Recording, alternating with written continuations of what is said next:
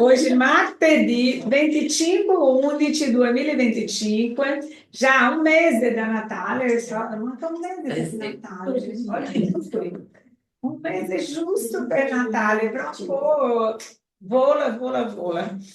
Benissimo, quindi grazie nuovamente di esserci, siamo riuniti qui per parlare di un tema che non è molto gradevole a tutti, non è un tema molto piacevole a tanti, ma comunque è un tema necessario, è un tema importante per la nostra vita, perché sappiamo che ci sono informazioni che quanto prima la abbiamo, prima di andare di là, è meglio avere delle informazioni qui. È per questo che siamo qui. Vivere nello spirito, vivere nel corpo, un spirito che vive nel corpo. Dobbiamo capire come un spirito che va a fare un viaggio. Quando io vado a fare un viaggio, cosa faccio? Vedo il clima, cosa devo portare, cosa non devo portare e tornare a casa nel mondo spirituale. Questa volta devo tornare molto più consapevole di cos'è il mondo spirituale che arrivare di là e dire oh, cos'è, dove sono, chi sono, cosa sto facendo qui. Quindi questo non siamo più in grado, non possiamo più fare questo, perché di tutte le esistenze che già abbiamo vissuto, questa qua mi sa che siamo esattamente in un momento che siamo molto più consapevoli di ciò che ci aspetta. Non subiremo la sofferenza di qualcuno che non sa cosa ci aspetta nell'aldilà. Almeno dall'esistenza anteriore non mi ricordo, ma in questa ho la piena consapevolezza di che devo costruire qui ciò che voglio trovare nell'aldilà e quali sono le conseguenze di avere esattamente un comportamento qua diverso di quelli che voglio arrivare, che voglio portare con me arrivando di là. Quindi è un tema importante, penso che la spiritualità amica, non solo per noi, ma approfitta anche per invitare tanti spiriti per partecipare a questa riunione, perché anche loro tante volte sono in sofferenza per quello che non hanno capito prima di partire, o quelli che già hanno vissuto questo e che vengono anche a dare la loro testimonianza. E con questo riusciamo a capire fra un mondo disincarnato e un mondo incarnato che la vita è unica. Perché la vita è unica? Perché sia che io sia qua, sia che io sia là, la mia vita è sempre la stessa. Ciò che cambia è sempre la mia vita, per questo la vita è unica. L'unica cosa che cambia sono le esistenze, le esperienze di vita, ma la vita è sempre una. Ok? Iniziando così, chiedo alla spiritualità amica che ci segue, che ci intuisce, che è sempre con noi, che possiamo meritare il loro, sempre meritare il loro ausilio, perché possiamo sì trasmettere l'insegnamento del mondo spirituale. L'insegnamento che non è nostro, non viene da noi, ma proviene di algo molto più grande di noi stessi.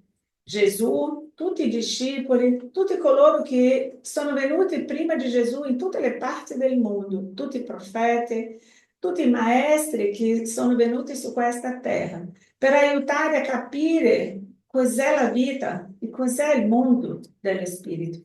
Per questo, importante è questi insegnamenti di Gesù nella nostra vita, che possiamo sì fare tesoro e riuscire a chiarire ogni volta di più cosa vogliamo e è bene per noi e per tutti quanti sono attorno a noi. Così sia. Chi ha paura della morte? Donazione di organi e cremazione.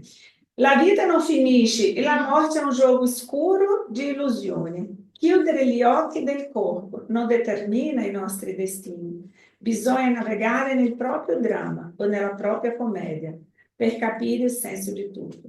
Un'esistenza è un atto, un corpo una veste, un secolo un giorno e la morte. La morte è il soffio rinnovatore. André Luiz Nossolà. Queste sono parole di lui no filme Nossolà. Quindi adesso iniziamo Ovvio che tutto ciò che sarà detto qua non è venuto dalla nostra mente, ci sono studi che vengono dai libri delle rivelazioni degli spiriti, sia nel libro Cielo e Inferno, che ci sono testimonianze di spiriti che, avendo passato su questo processo di, come si dice, di donazione, o quelli che ha ricevuto o quelli che ha donato, c'è sempre la testimonianza tramite le lettere di Sci, sono questi nostri donatori di amore e affetto, che ci ha lasciato tanti messaggi di spiriti che sono venuti a raccontarci com'è l'esperienza di dopo la morte di avere donato o di avere ricevuto questo dono. Quindi lo spiritismo non dice, grida, devi donare, nessuno è obbligato a fare nulla. Semplicemente il compito dello spiritismo, degli spiriti, è informare quali sono le conseguenze, quali sono i benefici, quali sono, come si portare, come si comportare, come possiamo comportarsi qui e nell'aldilà. È tutto ciò. E lì la scelta è sempre nostra, perché il consiglio degli spiriti è amate, perché quando amate siete capaci di donarsi. E quando riusciamo a donare qualsiasi cosa, principalmente quello che sappiamo che a noi non servirà nel mondo dell'aldilà. Quindi, nella misura in cui l'uomo comprende meglio la vita futura, Paolina riesce a leggere, per favore? Sì, Grazie. prego. Nella misura in cui l'uomo comprende meglio la vita futura, la paura della morte diminuisce, ma nel medesimo tempo, comprendendo meglio la sua missione terrena, egli attende la sua fine con più calma, con più rassegnazione e senza timore. La certezza della vita futura dà un altro corso alle sue idee, un altro scopo ai suoi impegni terreni. Prima di questa certezza, egli lavora solo per la vita attuale. Con questa certezza, egli lavora in vista del futuro, senza tuttavia trascurare il presente, poiché sa che il suo futuro dipende dalla direzione più o meno buona che egli imprime al presente. La certezza di trovare dopo la morte i suoi amici, di continuare i rapporti che ha avuto sulla terra, di non perdere i frutti di alcun lavoro, di progredire incessantemente in intelligenza e perfezione, gli danno la pazienza di attendere e il coraggio di sopportare le fatiche transitorie della vita terrena. La solidarietà che egli vede stabilirsi tra i morti e i vivi gli fa comprendere la solidarietà che deve esistere tra i vivi. La fraternità ha perciò la sua ragion d'essere, la carità uno scopo nel presente e nel futuro. Grazie. Prego. Questo è più o meno un riassunto di cos'è vivere e morire, no? Nel senso, con consapevolezza che la vita esiste o che la vita non continua. Immagina la tristezza di quelli che immaginano che la vita finisce qua. Muori, non vedremo più nessuno, non ci sono più i legami familiari, non ci sono più i legami con quelli che abbiamo amato. Ma che senso ha? Non giustifica così. E se io imparo a vivere qua, io certamente arriverò di là in un modo molto più consapevole. Paolina? Attaccandosi alle apparenze, l'uomo non vede la vita che nel suo corpo, mentre la vita reale è nell'anima. Quando il corpo viene privato della vita, ai suoi occhi tutto è perduto ed egli se ne dispera. Se invece di concentrare il suo pensiero sul rivestimento esteriore, egli lo spostasse sull'origine stessa della vita, sull'anima che è l'essere reale che sopravvive a tutto, egli rimpiangerebbe meno il corpo, fonte di miseria e dolori, ma per questo è necessaria una forza che lo spirito non acquisisce che con la maturità. La paura della morte nasce dunque dall'insufficienza delle nozioni sulla vita futura. Grazie. Prego. Proprio vero quella frase di fondo lì. dell'insufficienza delle nozioni della vita futura. Al futuro non vuole proprio neanche sentirle. Quindi, avendo questa consapevolezza di che la vita continua e di che nulla finisce, che o meu corpo è solo un strumento di utilizzo qui, che non ho bisogno, non avrò bisogno di questo corpo nel mondo dell'aldilà, che senso ha non donare?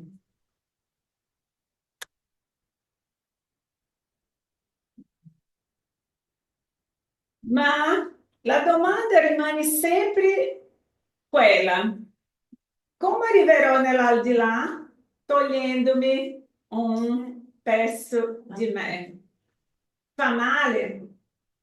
Ce l'avrò dei riscontri o qualche merito? Vale la pena? Non vale la pena? Perché devo donare? Perché no? E quindi queste domande ci facciamo perché? Perché non avendo nozione della vita nell'aldilà, pensiamo che arriveremo di là senza un organo, per esempio, se io dono gli occhi qua, come arriverò di là? Cieca.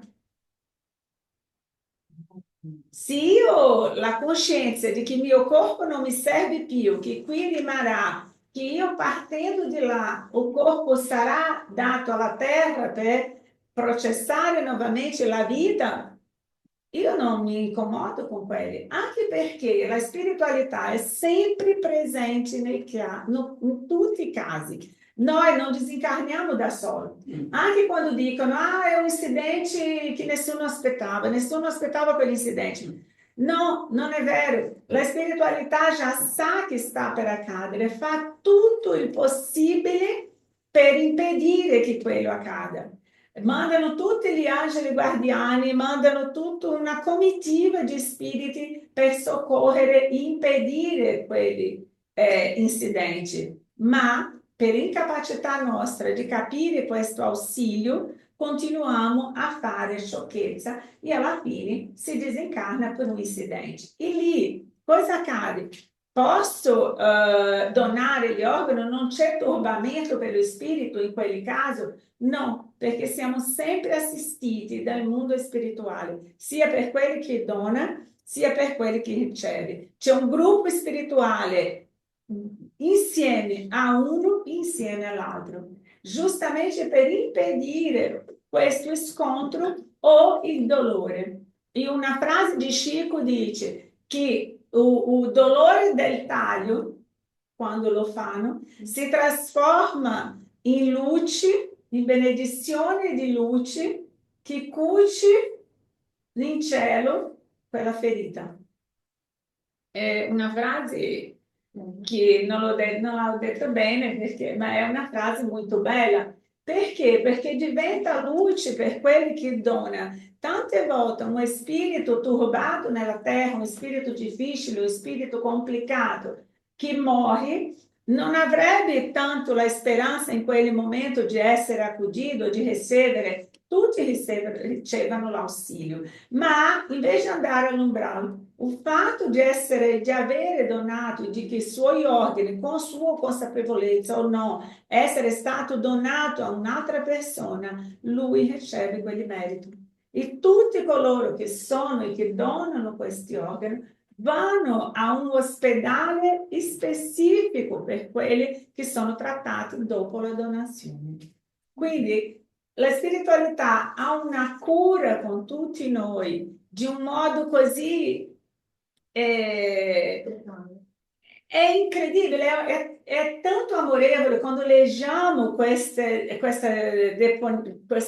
testimonianza di questi spiriti che sono stati accolti e come funziona, che è impossibile io dire è una tragedia, è una cosa brutta, non va bene. Tutto è un riciclo. E se io so che il mio corpo va a essere sotterrato, che non servirà a nessuno, perché non può servire a un'altra persona? Perché non può continuare la vita? Se avete delle domande, per favore potete fare così. Il trampiano, microfono. Tutto questo, quando uccidono un bambino per fare il trapianto, che cosa succede per quello che lo riceve poi? Lì già Se non è stiamo, stato donato. lì già stiamo parlando di un caso diverso, ma comunque Non solo sapere cosa succede, non è... Comunque la spiritualità assiste sia quelli che ha subito questo trapianto che quelli che ha donato, che quelli che è stato ritirato quegli organi. Però a Dopo volte quegli il organi. trapiantato ha comprato, sa che ha comprato l'organo di un bambino che magari è stato privato di un rene o che è stato ucciso per prendere il cuore. Lo sa quello che lo... Questo esiste, la responsabilità di ognuno in questo caso, ma tutti loro sono assistiti. A partir del momento che io capisco che non esistono ingiustiça, existe non essere consapevole di quello che stai facendo. Perché se io sapessi do risultato spirituale che mi aspetta, io non commetterei un atto come questo. Ma non solo un atto come questo, un atto qualsiasi di un medico che è stato formato per salvare le vite, uccidere. E quindi in tanti casi a morte in sé, o fare male in sé è una incoscienza di tutti gli esseri umani che dovranno rispondere alla giustizia divina il proprio atto. Ma comunque nel mondo spirituale noi sappiamo che esiste una bilancia che non è la stessa nostra. Noi vediamo ai nostri occhi come una tragedia perché è stato un bambino. È una tragedia? È, perché l'essere umano deve evolvere. Noi non possiamo agire in questo modo.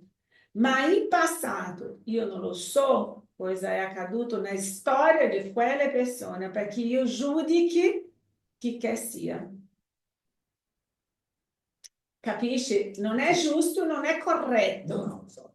Ma lo storico di ognuno so là sopra sanno. Quello che noi sappiamo è che in tutte le tragedie che noi vediamo come tragedia, principalmente se è un caso come questo, la spiritualità toglie quello spirito prima che succeda qualsiasi cosa. È questo che noi non siamo e non abbiamo la capacità di gestire e di vedere. Devo lasciare accadere? No. Accadere? No.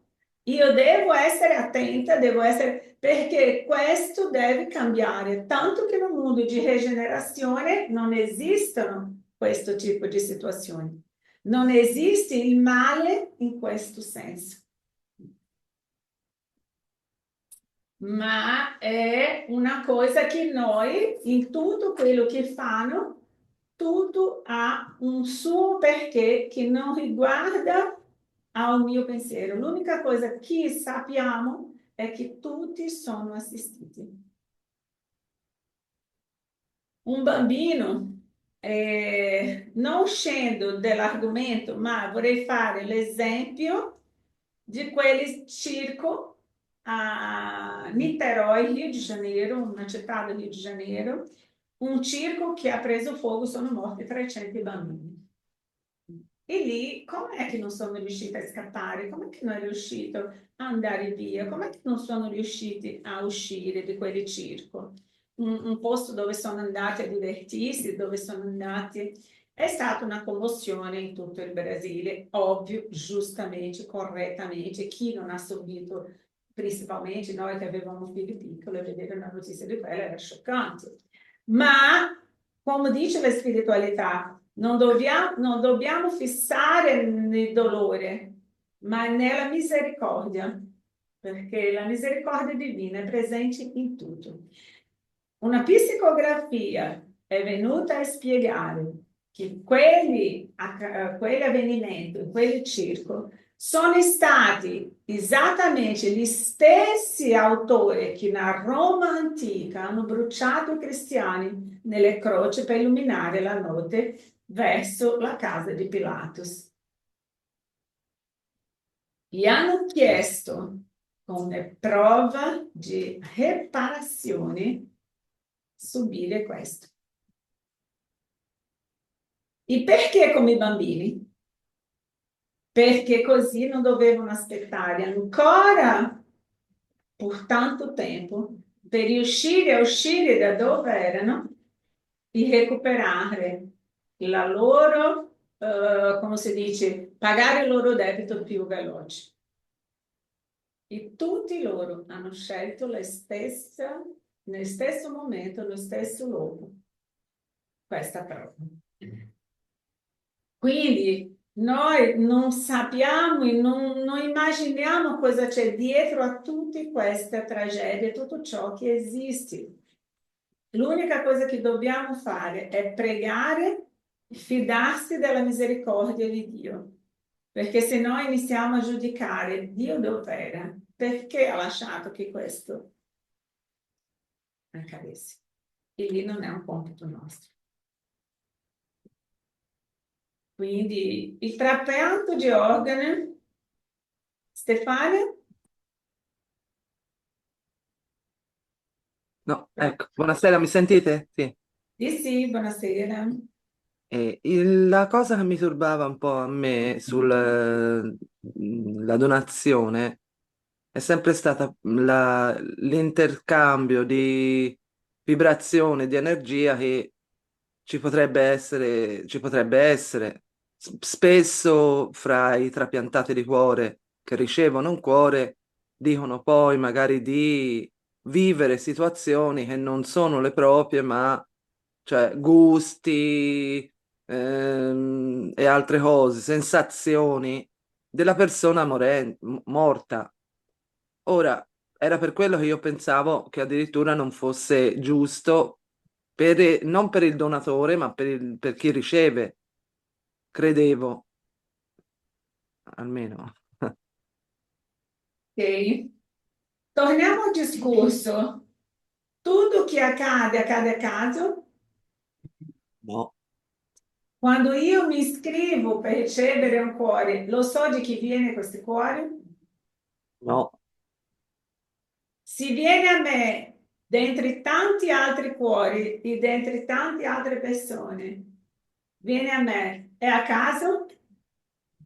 no, Quindi quello che accade e che noi già sappiamo è che lo spirito di quelli che è stato tolto quegli organi, tante volte rimane vicino alla persona per amore, per affinità e per riuscire a stare ancora lì perché quella persona si adatti al suo organo. In altri casi sono casi di ossessione che lo spirito non era preparato per fare quella donazione e non vuole che quell'organo suo rimanga con altra persona. Perché? Perché è attaccato alla materia. E lì accade cosa? La rejeizione, il rigetto del corpo per quegli organi. Ok? Perché? Perché quello spirito non era preparato. Quello spirito non era in grado. Ma tutto ciò che accade ha una programmazione, anche questo. Non esiste, gente, nulla che è accaduto così. Solo noi abbiamo la capacità di fare delle cose che tante volte diciamo, non ho programmato, andiamo così, io sono maestra in questo, ma alla fine vedo che anche quello c'era una programmazione. Ok? Quindi Stefania, non dobbiamo avere questa paura perché tutto che accade, il figlio di una mia amica, 23 anni, adesso, poco tempo fa, pochi mesi fa, ha avuto bisogno urgente di un trapianto, trapianto di fegato. Ha ricevuto questo trapianto e ha iniziato ad avere delle reazioni strane e non si può sapere di chi è l'organo, è vietato. Ma per il comportamento di lui, e come era lui prima e come lui è stato dopo, si vedeva che quelli organo veniva di qualcuno, già sapevano che era di un ragazzo che è stato morto in un incidente. E lì già si vedeva il turbamento. Ma cosa accade? Il suo comportamento, il comportamento della sua famiglia verso di lui, verso il centro spiritista, verso la preghiera, mi ha mandato richiesta di ausilio, è andato al centro con lui. Tutto quello ha aiutato chi? L'altro. L'anima. L'anima di quello spirito disincarnato. Noi siamo qui per aiutare. Siamo tutti qui per servire e aiutare. E non importa come. Non so quanto... Microfono? Se no non riusciamo, di casa non si sente.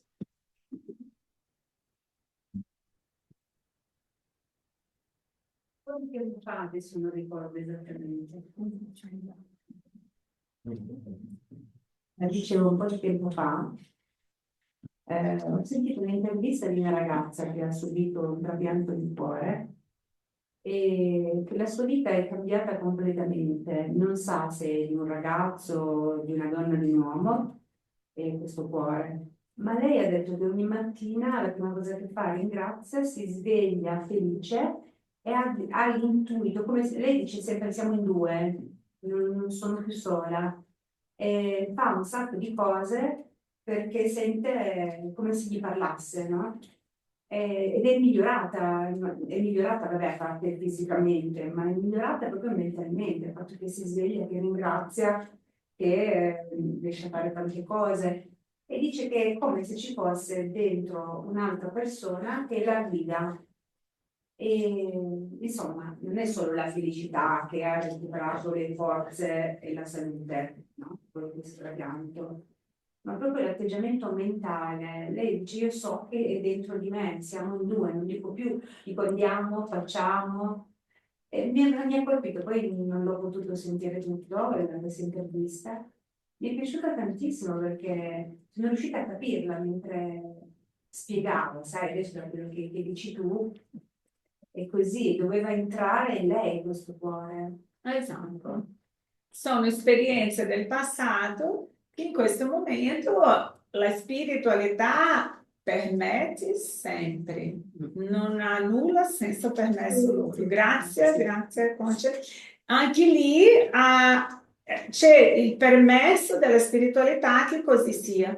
E anche se così non fosse che esiste o non la presenza di questo spirito vicino a lei, il fatto di avere questo cuore che non è suo dà a lei questa sensazione che c'è qualcuno vicino a lei. Magari non c'è, che è quello che mi è venuto adesso come intuizione, magari non c'è nessuno vicino a lei, ma quel cuore è dentro di lei e l'ha fatto rivivere. Questo per dire, è sempre un motto di portare luce a quelli che sono sopra e a quelli che sono qua, no? Con l'opportunità. E quando noi abbiamo questa opportunità, vuol dire che qualcosa abbiamo da fare, qualcosa dobbiamo fare, perché se no non ci sarebbe stata data questa possibilità, no? Quindi, come dico, c'è tanta gente che vuole morire e non muore. C'è quelli che fa 300.000 interventi, cade, sbatte, cade del 20° piano, non muore. E dice, quelli che si sveglia al mattino, vai lì a lavare i denti, infarta e muore. Quindi dice, ma perché questo? Come la mia zia che ha fatto già 300.000 volta delle cose, degli interventi, dice, la spiritualità, io voglio andare via. Ho detto, dimentica, la so cosa ci vogliono, gente ruim, deve rimanere qua. In quanto non cambi questo modo di comportarsi, il tuo atteggiamento, devi dare grazie a Dio che ci mantengono qua, perché se vai via vai più bravo. Sì. E dopo vieni a tormentarci. Quindi è meglio rimanere qua, che sappiamo dove sei, così approfitta questa opportunità di cambiamento. È serio, ridiamo, perché lei ride, dice, ma tu sei pazzo. Ho detto, io là sopra non voglio, non ci vogliono. Perché deve cambiare qui, è tanto amore che ha per noi che non ci permette di andare enquanto non siamo pronti. Perché se andiamo fuori dall'ora, andiamo in posto che non dobbiamo andare. È per questo che non ci è permesso togliere la propria vita. Perché se togliamo la propria vita, andiamo a dove non dobbiamo andare e lì la sofferenza è molto più grande. Quindi è meglio rimanere qua, accettare e cercare di cambiare. Bom, il trapianto di organi è un argomento che suscita una profonda riflessione nel contesto della dottrina spiritista. Da un punto di vista spirituale, il corpo fisico è considerato un strumento temporaneo che permette allo spirito di evolversi attraverso l'esperienza terrena. Questa prospettiva amplia la visione e le sfide del trapianto di organo secondo lo spiritismo. La vita non è limitata al corpo fisico e la morte è solo una transizione, un nuovo stage dell'esistenza spirituale. Pertanto, l'atto di donare gli organi può essere visto come una manifestazione di carità, un gesto d'amore per il prossimo. La donazione può garantire la continuità della vita, offrendo nuove opportunità alle nuove anime di completare la loro missione terrena. Lo spirito André Luiz, attraverso la medianità di Chico, afferma che i benefici dei trapianti sono innegabili sia per i riceventi che per il donatore disincarnato. Donando i propri organi, lo spirito del donatore può essere avvolto da vibrazioni di gratitudine e affetto provenienti dai riceventi e dai suoi familiari. Così sia. Ale, La stessa microfono. La stessa cosa, anche su un ambito un po' diverso, però succede anche a chi senza avere bisogno di fare un trapianto riesce a realizzare un organo artificiale che assorbe quella funzione. Sì, Grazie. grazie a te. In futuro non sarà più necessario. Chico già ha detto, Chico disse in 1974, in un programma Pinga Fogo, che è stata la più grande udienza della televisione brasiliana, che lui diceva, lo spirito Germano è qui con me e ha detto che in futuro non si useranno più il trapianto di una persona a una persona, ma ci saranno degli organi così efficienti, artificiali, che sostituiranno gli organi che sono quelli delle persone. Ma come siamo ancora, ottima domanda, come siamo ancora in un mondo di prova e espiazione? O utilizzo del fisico nella emozione e nel lavoro di sostegno agli spiriti disincarnati, quelli che devono continuare qua, è ancora necessario. Perché? Perché se è un organo artificiale non ce l'ho un spirito che ha bisogno di continuare qua, di essere dottrinato, di essere trattato. Questo è un modo che la spiritualità utilizza anche per aiutare gli spiriti incarnati e disincarnati in un mondo di prove e espiazioni. Ma in futuro no, saranno organi artificiali. Quando saremo più evoluti. Ok, bravissimo, bella domanda. Questo legame di affetto e gratitudine può contribuire al progresso spirituale di entrambe le parti coinvolte. Tuttavia, è essenziale che il trapianto sia effettuato con rispetto e consenso, tenendo conto dei desideri del donatore e dell'etica medica. Sul piano spirituale, la coesione o la mancanza di rispetto per la volontà dell'individuo possono portare a conseguenze negative come ressentimento e squilibri emotivi. Le intenzioni pure e il rispetto della legge divina sono fondamentali perché l'atto di donazione sia benefico. Ok? Ma lì c'è nella bilancia della spiritualità causa e effetto, la vita futura, la vita passata, e tutto che noi non riusciamo ad arrivare.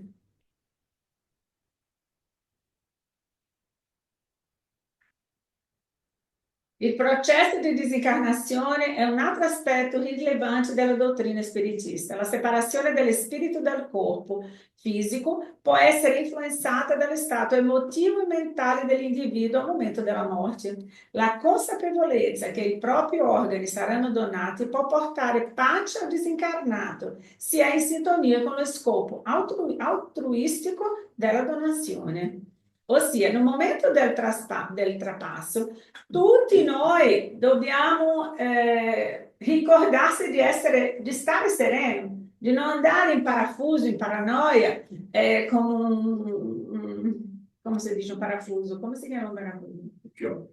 Non chiodo, Una vite. una vita. Una vite. E iniziamo a agitare la vita, no? A ruminare, a raddoppiare nel cervello, mia famiglia come rimarrà, mia figlia, mio figlio, la situazione, il mutuo, la casa, le dívide, le password della banca che non ho lasciato, come faremo la password del mio computer, ossia dobbiamo essere un libro aperto. Perché questo nel momento del trapasso, gente, è turbamento. È turbamento. No momento del trapasso devo essere sereno e tranquillo, perché già non è sereno e tranquillo perché non siamo così perfetti. Quindi già è un momento complicato, ma se io in quel momento mi accorgo che devo fidarmi alla spiritualità e dimenticare tutto altro, come oggi, stavo preparando questa lezione, ho iniziato, a un certo punto arriva Paolo, aveva ancora 20 pagine di Luide.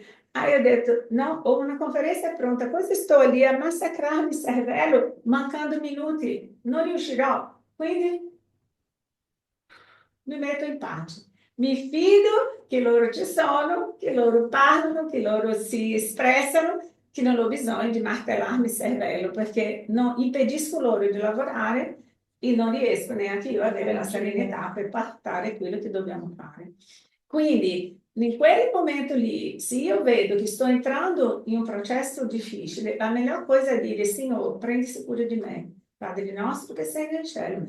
E dimentichiamo tutti altro, perché dopo che saremo sopra, possiamo pensare come facciamo a aiutare sotto. Ma in quel momento del turbamento, quel momento del trapasso, dobbiamo proprio avere questa serenità. Posso chiedere una cosa? Logico? Va bene. Funziona la stessa cosa anche per la trasfusione, la donazione di sangue. In tutti i Questa è una sensi. cosa più piccola. In tutti i sensi a quali abbiamo lo scambio di qualche situazione riferente al corpo che attinge anche lo spirito, quindi che riguarda anche lo spirito. È sangue, è tutto legato, è tutto dentro di quello stesso processo. Per i riceventi, ma lì c'è una differenza.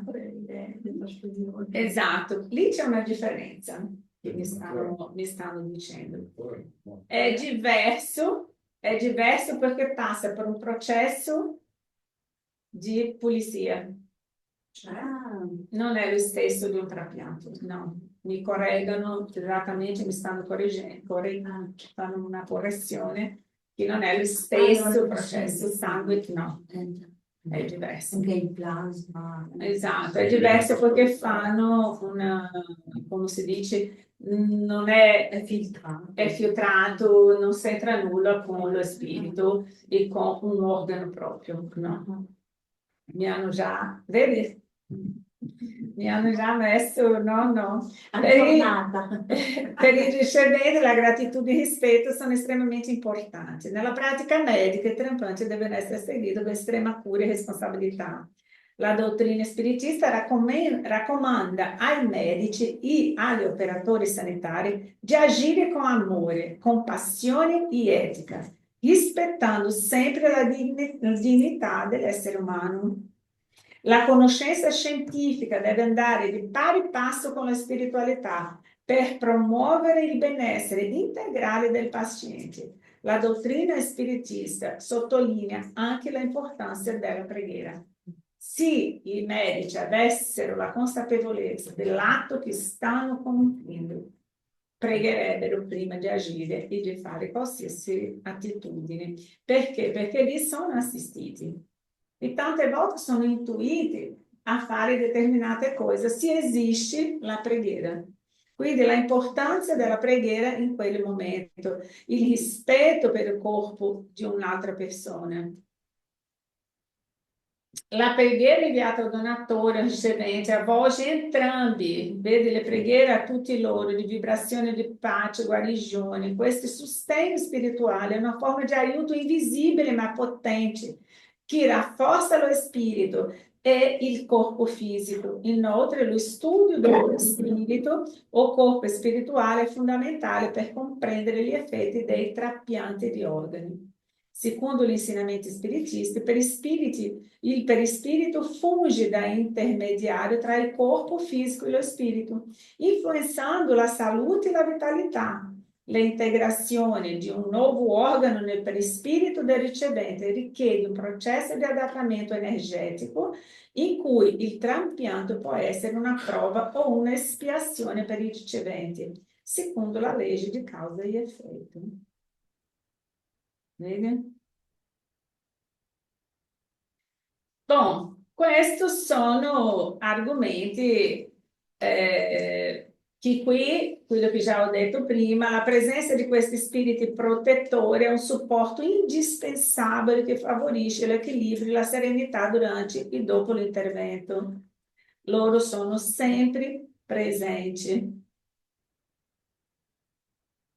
Ogni reencarnazione è una occasione di apprendimento e di progresso e la continuità della vita fisica attraverso un trapianto permette allo spirito di continuare il suo sviluppo spirituale. Il trapianto è quindi un'estensione della missione di reincarnazione, ossia ci sono quelli che sanno che faranno questo trapianto prima di reincarnarsi. Ci sono altri che già sanno che serviranno di donatori e si comunicano anche prima di reincarnarsi. Quelli che sono i casi per il bene. Ci sono quelli che sappiamo che ci sono i turbamenti di quelli che non capendo come funziona la vita dello spirito si disturbano. Una delle prime conferenze che ho fatto qui su trapianto di organo, esattamente questa conferenza, un CEO che era presente, seduto dove c'è Stefania adesso, ha incorporato un CEO che aveva ricevuto un trapianto di cuore e che era arrabbiatissimo. Questo CEO si è alzato, lui non sapeva la medianità che aveva. Quando lui si è alzato, arrabbiatissimo, erano tutti spaventati.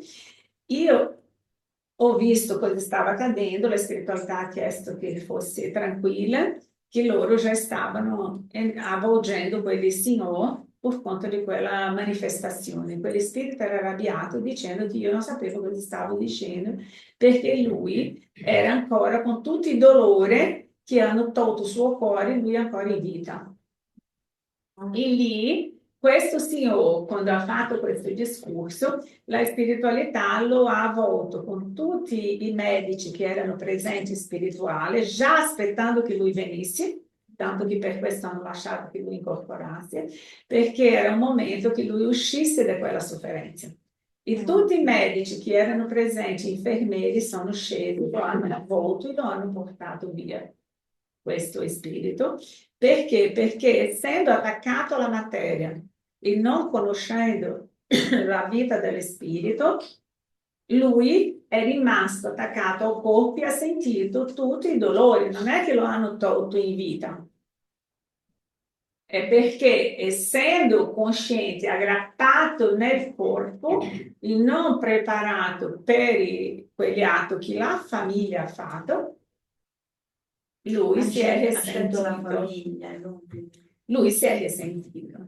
Bom, l'avanzamento della medicina riguardo le tecniche chirurgiche e la scoperta di medicine che eliminano o riducono in modo sostanziale il problema di rigetto aprono orizzonti molto estesi al trapianto di organi. Mentre erano considerati impossibili alcuni anni fa, attualmente nei grandi centri ospedalieri sono praticati di routine quelli della cornea, quelli delle ossa, quelli della pelle, quelli della cartilagine dei vasi. Così come i centri delle banche di sangue sorgono quelli che si specializzano negli occhi, nelle ossa e nella pelle. Considerando il fatto che lo spirito non si allontana immediatamente dopo la morte, sorgono alcuni dubbi. Sentirà dolore? Si rifletterà tutto questo nel perispirito? Chi dona gli occhi non soffrirà di problema alla vista nel mondo spirituale? Quindi quelle domande che ho fatto all'inizio. Perché? Perché queste sono domande che si fanno, ma se io non sono completamente legata e conosco che il mio corpo è un vestito che io non uso più e se quel vestito sarà bruciato, se quel vestito sarà buttato nelle immondizie, se quelli, cosa faranno con quel vestito non mi importa più, perché io non sono più, non userò più quel vestito. È lì la coscienza.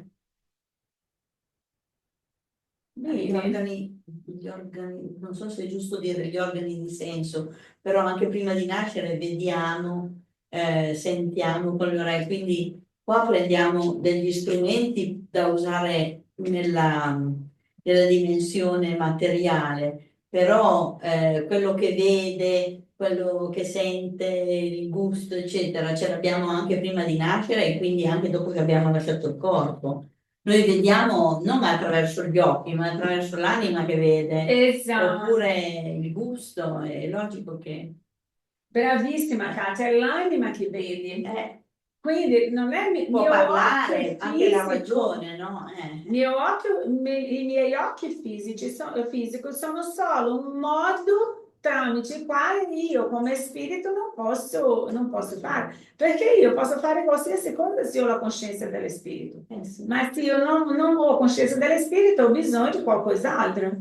È un po' come la telepatia e il telefono. Se tu sviluppassi la telepatia non ti serve usare il telefono, ma sei qui e usi il telefono. Esatto, fa tutto parte di un'evoluzione. Nel mondo spirituale usano occhiali. No, appunto. Abbiamo bisogno anche non solo degli occhi, ma degli occhiali per poter Sì. vedere. E quindi è tutto un discorso evolutivo, no? Paola, Paolina? Sì, volevo chiedere, ma questa domanda come ad esempio di questi che donano gli occhi, se nella vita spirituale, può essere legata al fatto che la Chiesa ha sempre sostenuto la resurrezione del corpo, non la reincarnazione. Quindi alla resurrezione del corpo uno dice, mi hanno tolto gli occhi, quando resuscito non vedo più. Può essere legato a questa Convinzione. credenza.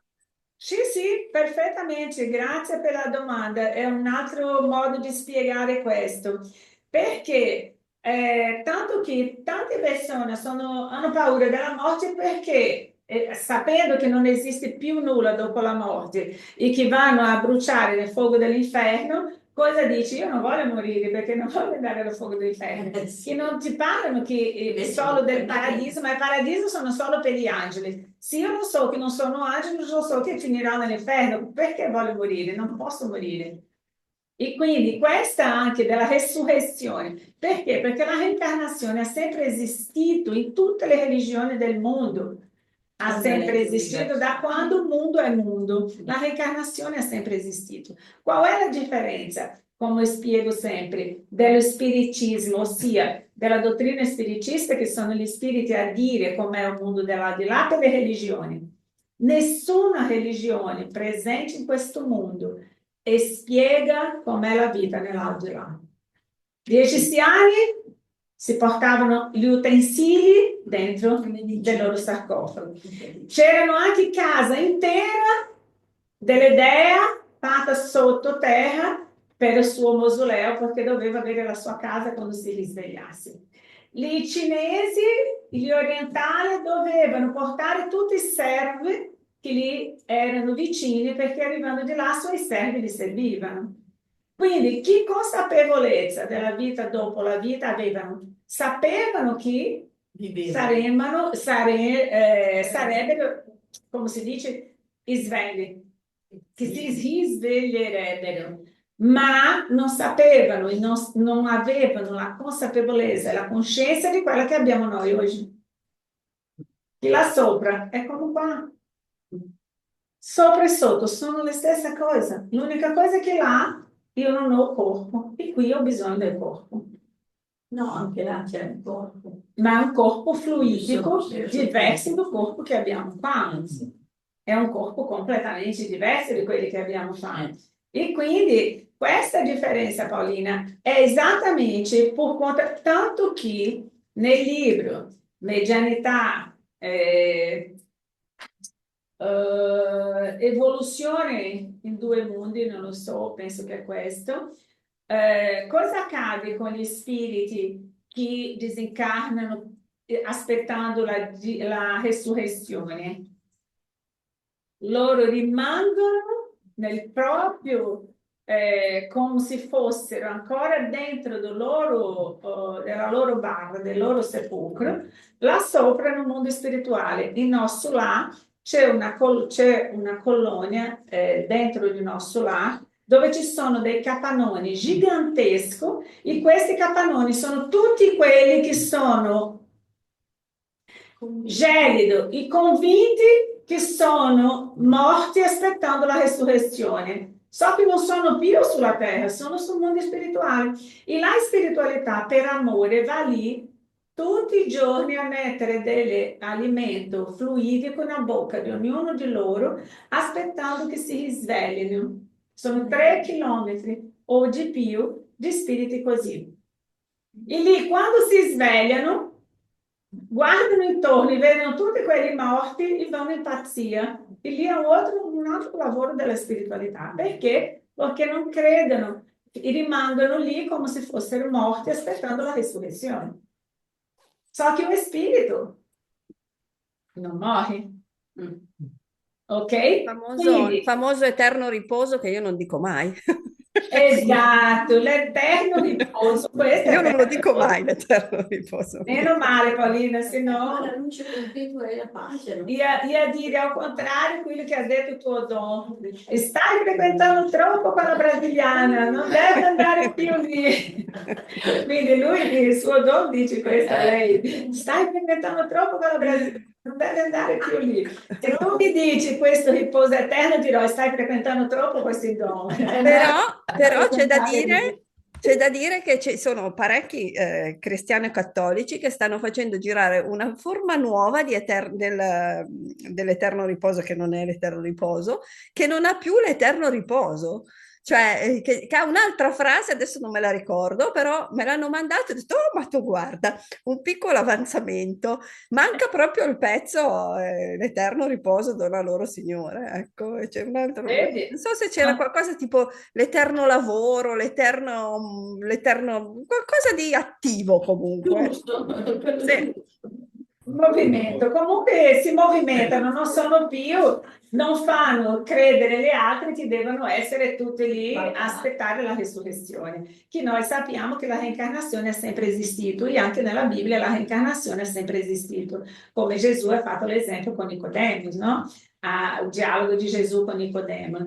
E quindi la reincarnazione è stata tolta dalla Bibbia in 593, 594 a richiesta di Teodosia, la imperatrice come si dice, di Costantino, dell'impero, imperatrice dell'Oriente, esatto, perché? Perché ha chiesto a suo marito di togliere di tutti i testi sacri la reincarnazione, perché tutti credevano nella reincarnazione. Quando lui si è sposato con lei, Costantino, no? Quando si è sposato con lei, che era una donna molto bella e molto intelligente, ma era una meretrice. Le sue altre colleghe hanno iniziato a dire che era un buon mestiere quelli che facevano loro, perché se lei è diventata imperatrice anche loro potevano.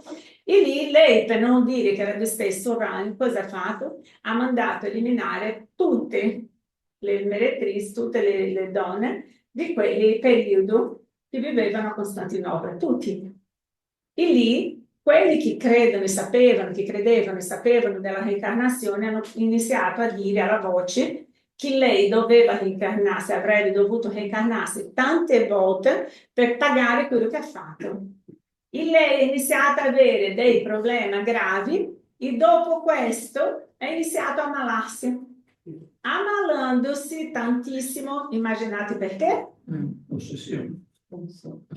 Si è ammalata e quando stava per disincarnare no secondo concilio di Costantinopla è stato tolto, chiamato,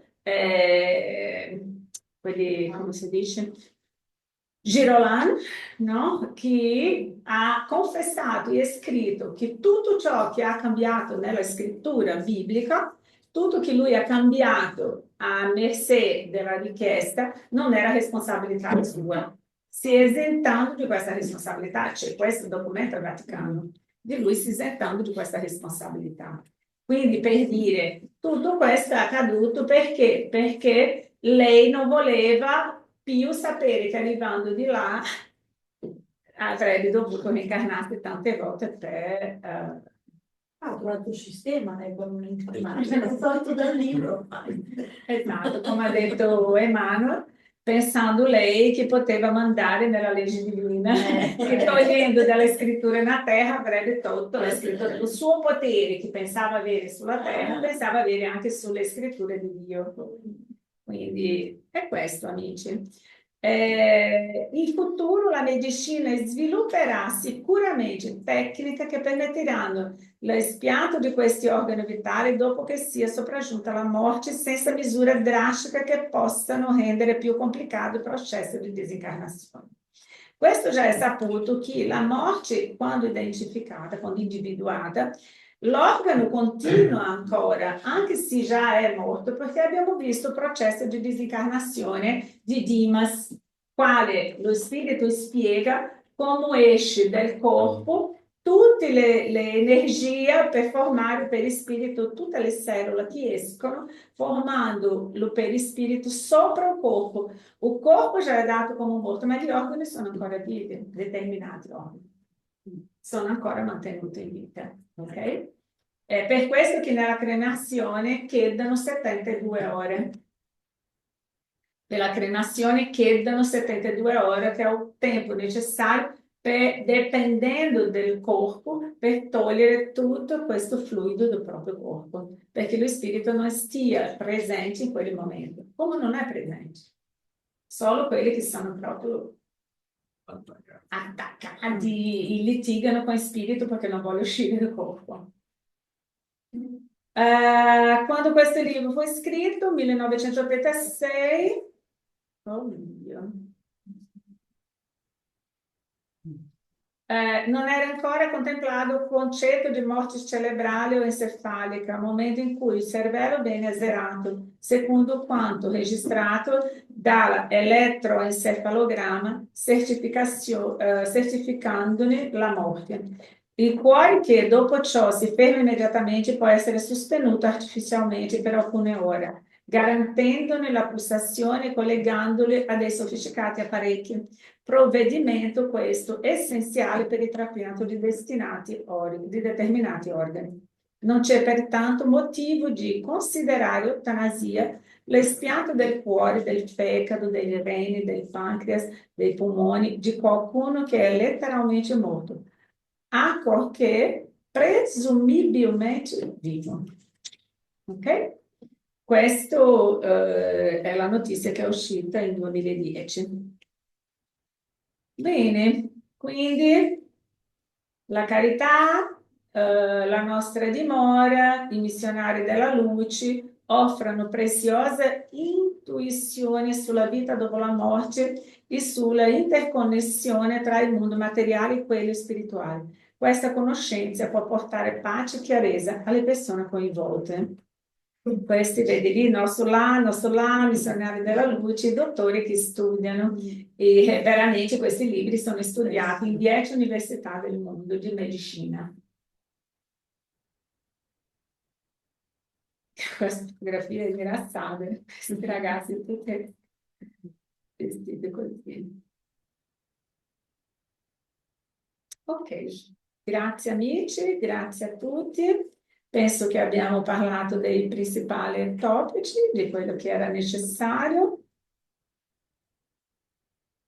La cremazione, la stessa cosa, dobbiamo rispettare Se durante la cremazione sarò ancora legato al corpo, cosa succederà? No, non succede. Quello, la spiritualità è sempre presente, non dimentichiamo. Lui, la spiritualità ci toglierà sempre dentro del nostro merito di quella situazione.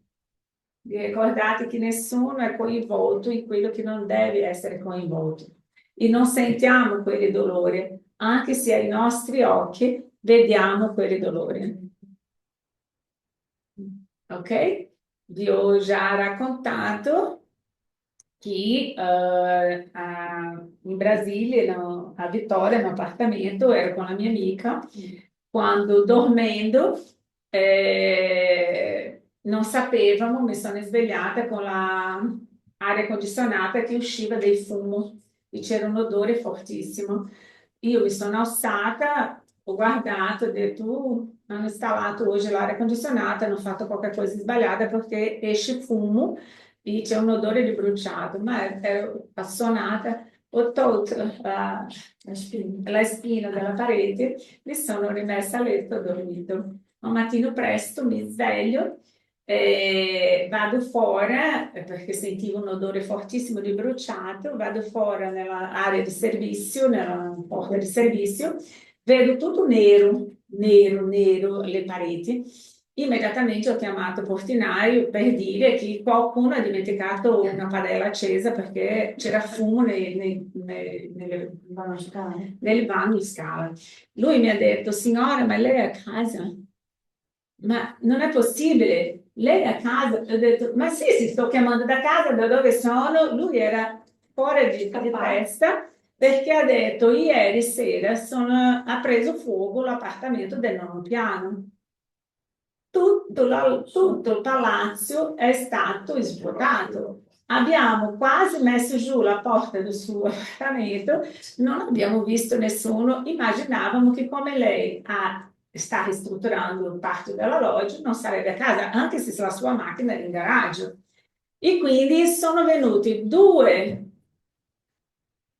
carri di quelli del fuoco, vigili del fuoco. Immaginate, Catarina e l'amica dormendo. Al mattino presto ci svegliamo e il mondo era cascato di attorno perché a luna di notte tutti i moratori, tutti quelli che abitavano hanno dovuto scappare. Non c'era nessuno nel palazzo, solo noi 2 che dormivano. Bella e formosa. E cosa è accaduto? Prima di dormire stavamo parlando del nostro lato, da vita spirituale. Abbiamo dormito, io sono leggera, io sono molto leve. Io sono qualsiasi cosa, lui si muove io mi sveglio, lui russa io mi sveglio. Quindi per dire, lì con due carri di quelli che fanno un rumore, sirene, non mi sono svegliata neanche la mia amica. E quindi cosa accade? Se avessimo subito fuoco e tutto, se avesse tutto preso fuoco, cosa direbbe la mia mamma e la mia famiglia? Sarebbe a piangere il resto della vita che la figlia è stata morta bruciata, immaginando il dolore che avrei sentito bruciandomi in quel palazzo, i miei biondi capelli bruciando, io bruciando in quel palazzo. Io ero lì, non c'ero, non ero lì, né io né la mia amica. Quella era la prova da spiritualità per dire noi ci siamo e quello che pensate essere una tragedia non c'è, non esiste perché la spiritualità toglierci se non ho bisogno di quell'esperienza, loro ci tolgono. Per questo non possiamo entrare in conflitto a causa dei conflitti. Soffrire, iniziare a soffrire il dolore, immaginando il dolore di un caro, di un parente, di una persona, anche perché non funziona così. Dobbiamo pregare, ma non possiamo mai dimenticare la misericordia divina. Ok? Grazie amici, basta Catarina, via. Grazie. Grazie. Grazie amici, vi auguro che a tutti voi, a tutti questi spiriti che sono presenti in questa casa oggi, che avevano anche loro bisogno di questa informazione per uscire da questa sofferenza, di permettere che quelli che hanno ricevuto questi organi possano vivere in pace e che anche loro possano andare in pace. Signore Gesù, grazie Padre amato, grazie per questa opportunità. Aiutaci, proteggici, sia sempre con noi, angeli custodi, spiriti protettori. Così sia.